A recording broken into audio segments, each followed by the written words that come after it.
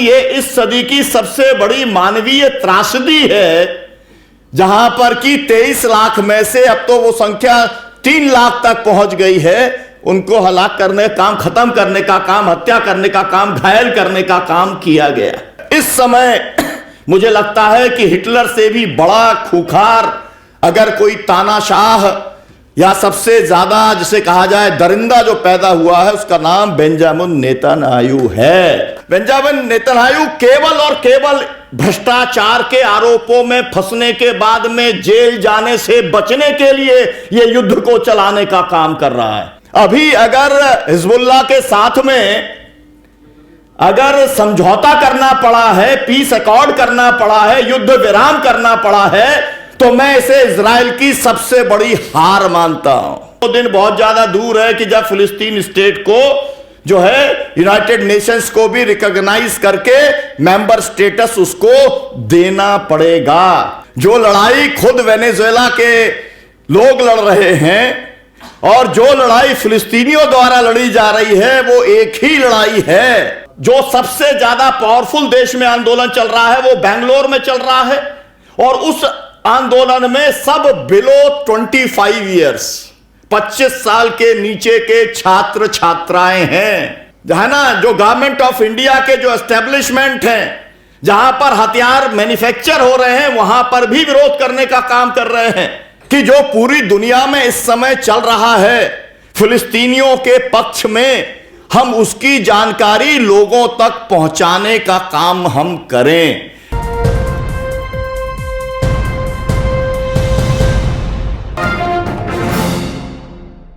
आपको मालूम है वेनेजुएला के प्रेसिडेंट मादुरो, उन्होंने एक इंटरनेशनल कॉन्फ्रेंस बुलाई। उसमें 23 देशों के नुमाइंदे पहुंचे, सरकार की तरफ से बुलाई। ये आप समझिए कि किसी मुस्लिम कंट्री ने या किसी अरब मुल्क के किसी ऐसे देश ने जो फिलिस्तीन का समर्थन करता हो, उसने नहीं बुलाई, वेनेजुएला ने बुलाई। और आपको मालूम है कि वॉर क्राइम का जो केस लेकर के गया, वो कोई मुस्लिम देश लेके नहीं गया, वो साउथ अफ्रीका लेके गया। ये बातें इसलिए जरूरी हैं ध्यान में रखना, क्योंकि लोग इस पूरे सवाल को केवल और केवल मुसलमानों को के साथ जोड़ के देखते हैं।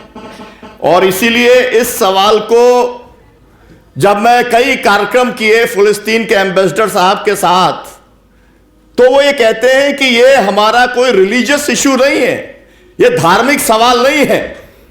जैसा अभी हमारे वक्ताओं ने कहा कि ये इस सदी की सबसे बड़ी मानवीय त्रासदी है, जहां पर कि 23 लाख में से अब तो वो संख्या 3 लाख तक पहुंच गई है। उनको हलाक करने का काम, खत्म करने का काम, हत्या करने का काम, घायल करने का काम किया गया।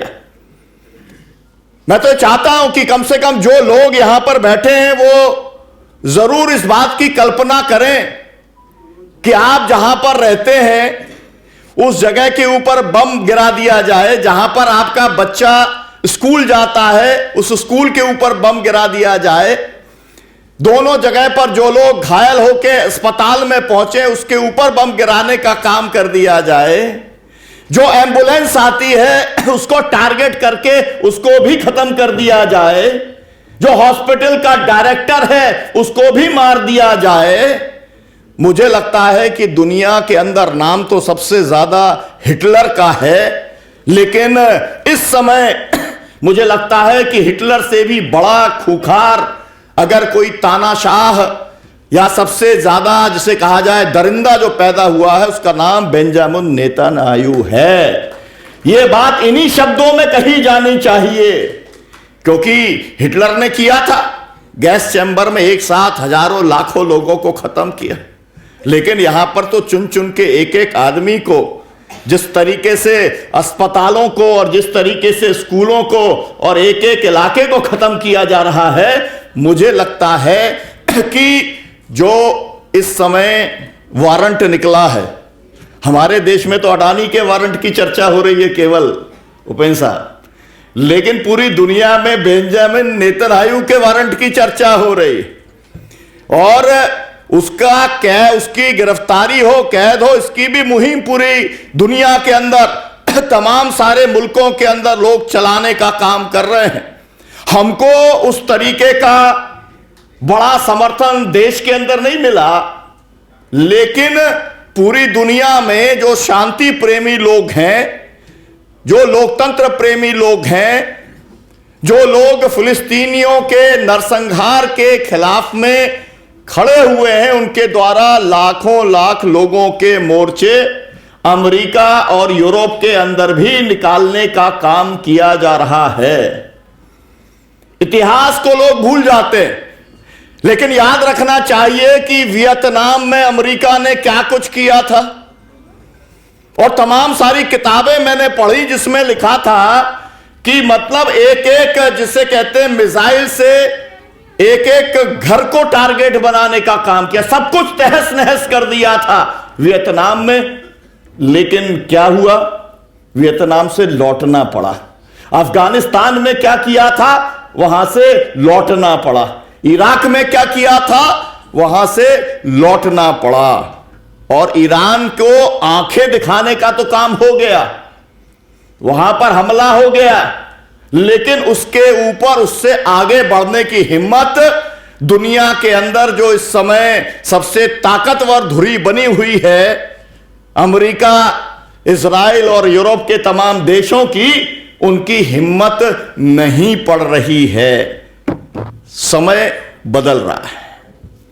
अभी अगर हिजबुल्लाह के साथ में अगर समझौता करना पड़ा है, पीस अकॉर्ड करना पड़ा है, युद्ध विराम करना पड़ा है, तो मैं इसे इजराइल की सबसे बड़ी हार मानता हूं, क्योंकि वो लड़ने की स्थिति के अंदर नहीं थे। हम लोगों को मतलब बहुत ज्यादा पेसिमिस्ट होने की जरूरत नहीं है। जिस तरीके से हिजबुल्लाह ने इजराइल के दांत खट्टे करने का काम किया और झक मार करके उन्हें युद्ध विराम करना पड़ा, मैं आपसे कहना चाहता हूं और मैं उम्मीद करता हूं कि आने वाले समय में दुनिया के अंदर जिस तरीके का वातावरण बन रहा है, भारत ने शायद 1974 के अंदर पीएलओ का समर्थन कर दिया था और फिर बाद में 80s के अंदर जो है फिलिस्तीन स्टेट को रिकॉग्नाइज कर दिया। लेकिन अभी जब संयुक्त राष्ट्र संघ के अंदर कोई भी प्रस्ताव आ रहा है तो 146 देश फिलिस्तीन का समर्थन कर रहे हैं। तो संदीप पांडे साहब, आप जो कह रहे थे, मुझे नहीं लगता कि वो दिन बहुत ज्यादा दूर है कि जब फिलिस्तीन स्टेट को जो है यूनाइटेड नेशंस को भी रिकॉग्नाइज करके मेंबर स्टेटस उसको देना पड़ेगा। ये परिस्थिति पूरी बन रही है। साथियों, मैं थोड़ा सा आगे बढ़ने के पहले, क्योंकि जो वेनेजुएला के जो प्रेसिडेंट ने कहा, मैं उसका उल्लेख करना चाहता हूं। उन्होंने कहा कि फिलिस्तीन is Venezuela and Venezuela and Jerusalem is Caracas and Caracas is Jerusalem. The freedom of फिलिस्तीन और of Venezuela is against fight against colonialism, Zionism, Nazism and imperialism. It is one. जो लड़ाई खुद वेनेजुएला के लोग लड़ रहे हैं और जो लड़ाई फिलिस्तीनियों द्वारा लड़ी जा रही है, वो एक ही लड़ाई है। इस बात को एक देश का राष्ट्रपति बोलने का काम कर रहा है, उसको जरूर इस कॉन्फ्रेंस से सलाम करने का काम करना चाहिए। बहादुर लोगों के साथ में जाकर के लड़ नहीं सकते तो कम से कम उनको सलाम तो पेश हम लोग जरूर कर सकते हैं, जरूर हमें करना चाहिए। यहां पर साथियों, मैं ये भी आपसे कहना चाहता हूं, मुझको भी ये मौका मिला, आप संदीप जी ने सुना दिया तो मैं भी थोड़ा सा उल्लेख कर देता। मुझे भी जो है गाजा जाने का, उस समय वेस्ट बैंक भी जाने का और रामल्ला के अंदर यासिर अराफात से मिलने का मौका मुझे मिला है। और एक बार मिला, उस समय international union of socialist youth, दुनिया के समाजवादियों के युवा संगठन का मैं वाइस प्रेसिडेंट था, तो उनका एक डेलीगेशन गया था फिलिस्तीन के अंदर और उस समय यासिर अराफात साहब से मुलाकात हुई। फिर 97 में जब वो भारत आए तब भी यहां पर डेलीगेशन मिला। मेरा कहना यह है कि जो बहादुर लोग हैं उनका समर्थन तो बहादुर लोगों को करना ही चाहिए। अब जब जिक्र आ गया है ना, अभी मोहम्मद अब्बास साहब का जिक्र आ गया, तो हमारे मोदी जी ऐसे हैं कि इस समय वो नोबेल प्राइज के चक्कर में लगे हुए हैं। पांडे जी, आप कुछ भी करवा लो उनसे, क्योंकि अब 3 बार प्रधानमंत्री तो बन गए। अब उनका जो ख्वाब बचा है वो है नोबेल प्राइज का, और इसीलिए कभी पुतिन के पास जाते और कभी जो है वो पहुंच जाते हैं यूक्रेन में, और फिर कभी जो है वो अब्बास साहब से गले मिलते हैं, है ना। और मैं ये भी कहना चाहता हूं कि अब्बास साहब भी 8 बार आ चुके हैं, फिलिस्तीन के राष्ट्रपति भी 8 बार आ चुके हैं।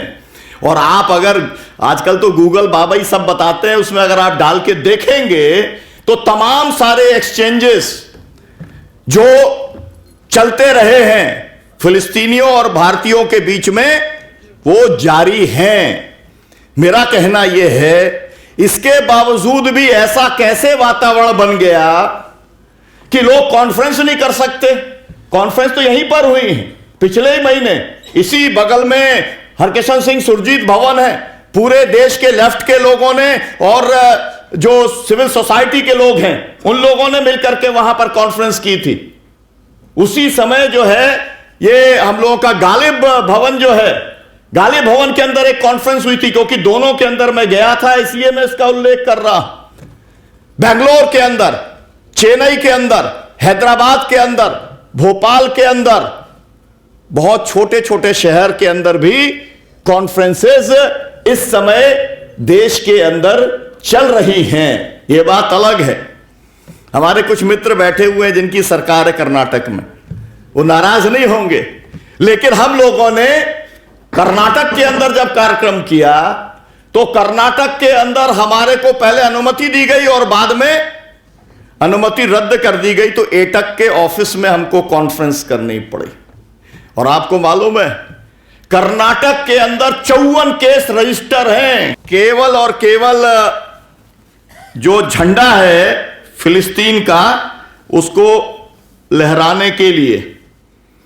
तो हमने क्या किया, वहां पर जो कॉन्फ्रेंस हुआ तो उसमें किसान संगठनों ने फिलिस्तीन के संघर्ष का समर्थन किया। फिर हमारे मित्र हैं एक BR पाटिल साहब हैं, तो कांग्रेस के MLA, डिप्टी स्पीकर रहे हैं, वो भी आ गए। तो हमने कहा कि भाई यहां पर जो फिलिस्तीन का झंडा पकड़े उसी को बंद कर देती है सरकार। तो हमने वो जो वहां पर कंसल्टेंट है, मतलब चीफ पॉलिटिकल एडवाइजर हैं, मिस्टर BR पाटिल, MLA भी है, तो उन्हीं को झंडा पकड़ा दिया और उन्हीं के साथ में हम लोगों ने पूरे फिलिस्तीन के समर्थन में और जो इजरायली नरसंहार है उसके खिलाफ में नारे लगाने का काम किया। मैं आपसे कहना चाहता हूं, हमको लगता है कि बहुत केवल कुछ मतलब मुस्लिम तंजीमें काम कर रही हैं।